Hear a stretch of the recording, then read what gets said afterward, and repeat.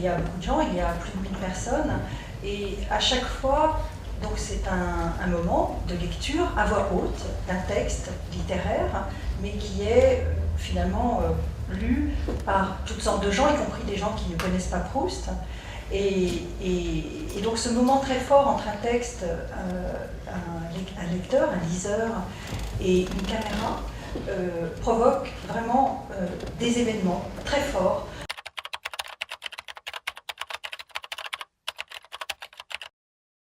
L'idée n'était pas de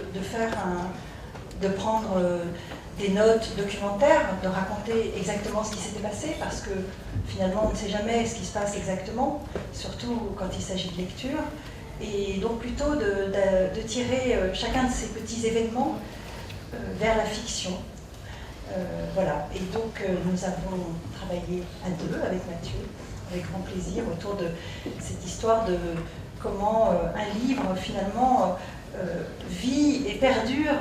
par-delà les temps, enfin, ce livre de Proust, mais tant d'autres aussi. Et c'est ça qui finalement nous est venu petit à petit, c'est que vraiment les livres vivent et ils ont des vies tout à fait différentes et extraordinaires.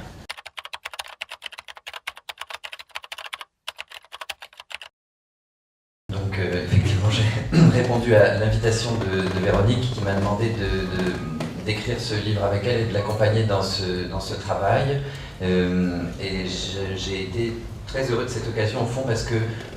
comme lecteur, ce que je suis évidemment comme nous tous bien avant d'être écrivain, je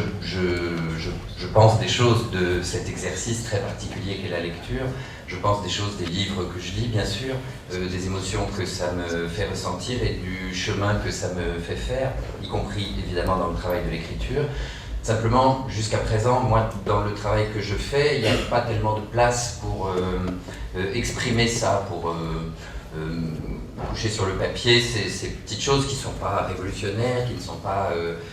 destinées à changer la perception de la lecture, mais qui sont néanmoins très importantes, évidemment, à mes yeux. Et donc, c'était une occasion absolument idéale qui, je pense, ne serait pas produite avant longtemps, de pouvoir comme ça mettre sur le papier toute cette importance-là, toute cette matière que la lecture m'apporte en permanence.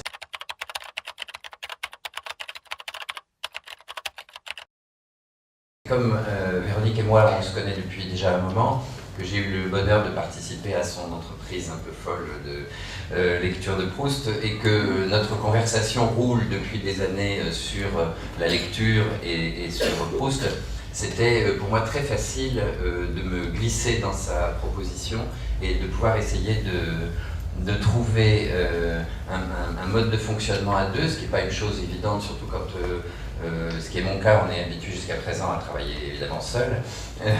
Mais là, j'étais à peu près sûr que la complicité pourrait se prolonger dans le geste de l'écriture, surtout qu'effectivement, on a très rapidement décidé qu'il fallait que le cadre soit le plus ouvert possible, que la liberté soit la plus grande possible, et que tout ce que la matière qu'on avait emmagasinée au fil de nos propres lectures et au fil des lectures qui sont présentes dans son film,